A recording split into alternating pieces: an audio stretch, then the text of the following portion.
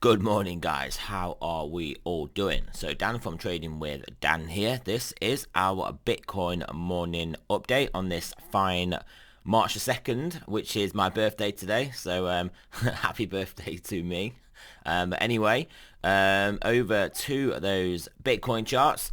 So yeah, Bitcoin on the 4-hour, as you can see, we did make some nice progress into this range yesterday, which is what we were looking for as soon as we got back basically above this old resistance. We'll actually extend this box across a bit. We got back above this, what was old support became new resistance, and then we broke through, and then obviously we got above these candle bodies that we're looking at as well, around these 48,000. So that triggered a move, as you can see, upwards, onwards, and upwards also. So after those moves, we are currently holding the middle part of this range. Sort of we're looking to run into a 4-hour 9, but just that got front ran a bit, as you can see.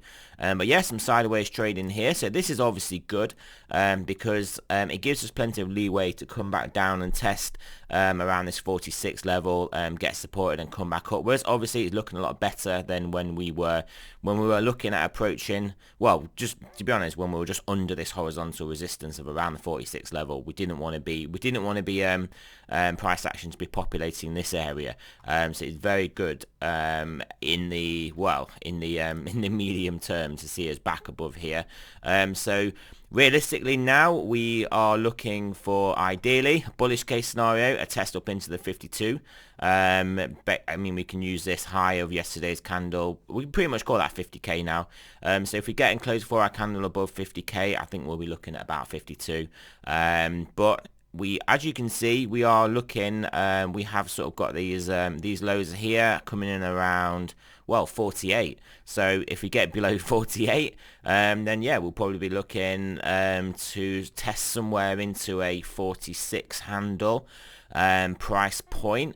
So yeah, those are really what I'd be looking for today. Pretty simple there. Over for our candle close above 50k, maybe a $2,000 to the upside. For our candle close below 48k, yeah, maybe a nearly 2,000 move to the downside. There you go. There's your trading plan. Right, end of video. Not really, just kidding. But yeah, there you go. But he's obviously looking better. And then obviously at any point in the future, if we get above, get above 53k, then yeah, we will be looking at onwards and upwards. Or yeah, I mean, if we do get back below 46k, we'll be looking at testing this 41k level again. Well, not again, we didn't really test it here, but actually properly testing it. At which point, I think if we do fail from here, come back below here, come back down to here, yeah, we will be in a bit of trouble. We could get supported here, but we'll obviously have to assess that in real time. The Ethereum Bitcoin, looking marginally better. You can see if this is going to be a bottoming pattern, I mean, in hindsight, it will look like it was one, basically. A bit of a weird thing to say, but yeah, if we do bottom here, get back above this spot 0.33 level, then yeah, this will kind of look like it was obviously a bottom. But yeah, not looking bad. I mean, the main thing I'd say is we've got this range, these two important levels. We're back in this range here. Is very important for the bulls of this asset that we break above this level and continue upwards, because if we break below this level, it is gonna be curtains. So there you go, curtains for this Ethereum Satoshi pairing. But obviously, ever the hopeful trader. I'm hoping, stroke thinking, we get back above here and start to resume this bull trend, make our way up through these levels, take out this high, and yeah, and work our way back up to $8,000 Ethereum. So yes, that is looking good. Well, it's not looking good. It's not looking anywhere near as bad, which is similar to Bitcoin not looking anywhere near as bad. Obviously, this is against Bitcoin. If we want to have a look at that dollar pairing, because I know a lot of you guys deal in fiat currencies. I guess I do too, really. But yeah, anyway. Here we go, the dollar pairing looking a lot better, as you can see. Ran into a 4-hour 9, and nice little wick on that candle. So realistically, getting back above, well, you could call it at the top of this 4-hour 9, around 1616. But I would say over 1600 again. Over 1600 again, I think we will work our way up to 1750. Which is obviously good. If we trade sideways, I mean, we can trade sideways to down basically here. So as long as we hold 1450, then we should still be looking fine for this, and yeah, eventually looking to, well, hopefully break to the top side. But you can see we've got a similar range here as we've got in Bitcoin. We've got 1450 to the downside, well, 1600 to the upside. Breaking above 1600, we should see 1750. Breaking below 1450, well, we could, well, we won't talk about it. Not really, about sub 1300 basically, but that is not my preferred scenario. Let's have a look at that 10-year. We'll just keep checking on the 10-year, just holding up there, not doing a lot. DXY still pushing up, as you can see. We were talking about this yesterday, but looking potentially, well, medium-term bullish, looking like it wants to make a move up. As I have been saying, anywhere in these low 92s is not a problem. I mean, we can realistically then call it 93s, I think. Then we probably do start to look, well, the market will have to price in the chances, the reasonable chances, that we can break into the 95s, and then things will start to get a bit hairy. But again, like I said, I don't think that is the plan. As you can see, clear downtrend here, but plenty of room to move upwards before getting rejected. But again, like I said, actually, with that Ethereum Satoshi pairing, if this becomes a bottom and we do move up, it does look, it will not look not aesthetically pleasing. So there we go. There we go. Anyway, so Bitcoin dominance as well. Bitcoin dominance, as you can see, this is looking a bit better as well, along with the Ethereum. And yeah, so along with the Ethereum Satoshi pairing. But yeah, looking good. We're below here, testing these lows. I wouldn't be surprised to see a move, well, to be honest, into the 60%, maybe below. And yeah, again, I say the same thing. If we do end up rallying from here, this would look like an obvious bottom is put in. But then obviously that will be obviously nullified if we get below 60 and start to move to the downside. So that is obviously the desired scenario, but we just gotta play this in real time. But yeah, I mean, you can see pretty much the tightening formation we've got going on here. I'm not going to draw it in. So we are looking to make a move either way. We are currently at the lower side, so gives us a bit more of a chance of moving to that downside. But yeah, just remember, this does include some altcoins that are doing well, some altcoins that aren't doing well. This is why I kind of look more at Ethereum. Obviously, a lot of DeFi coins are doing well, and a lot of DeFi coins are linked to Ethereum as opposed to any other of the altcoins.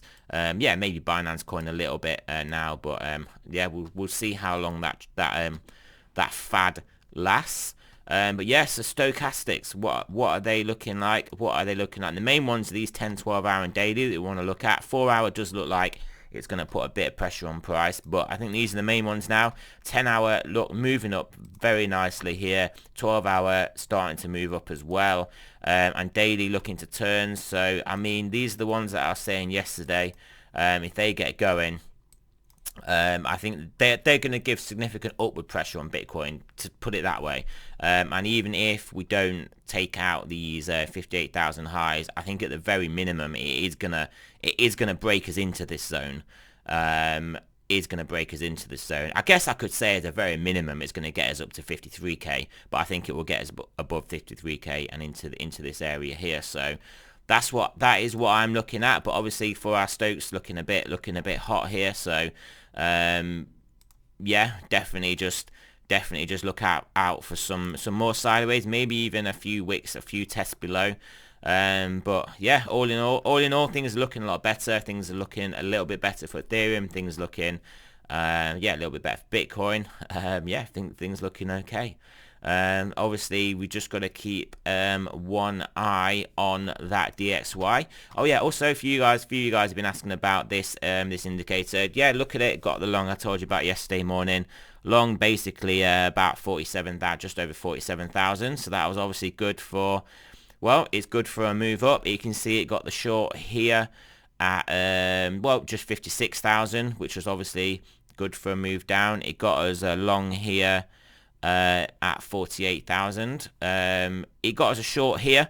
It wicked us into a short at 46, but then wicked us back, got us long again basically at 48. Obviously that was a counter trend sell move that didn't work out. I mean, you can see another counter trend sell move here, but you can see the buy here, and then a bit of obviously chopping around as can I get over here?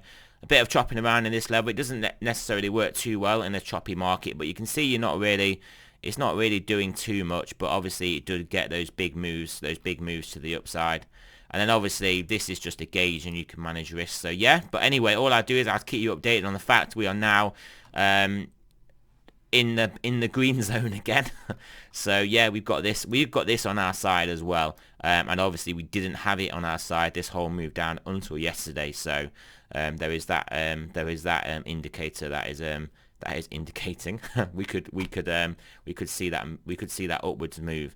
So there you go, guys. Thank you for listening. Oh yeah, sorry, all the people asking about what this was. You can't just get this actual one, but all it is a super trend indicator. So if you search for super trend, I believe this is the indicators, isn't it? These super trends. Look, so you see I actually have hashtag highlighted a few. What it is, the super trend is basically this line, so then it kind of follows price up or down, and when you break and close below it, it then turns into a sell. So it's like it's almost a sort of a variation of a parabolic SAR, but yeah, it's just called a super trend, and there's plenty of free versions that are basically going to be identical to this, minus maybe the colors and yeah. So there you go. If you guys want that, it's just good to get. I always have it over there just to get a good gauge on just what generally is going on in the market. Just are we looking bullish? Are we looking bearish? Generally speaking, and yeah, generally speaking, it does do the trick. Particularly in trending markets. So yeah, there you go, guys. Remember, this is not financial advice. I'm not a financial advisor. Always do your own research, and I shall speak to you guys later on today.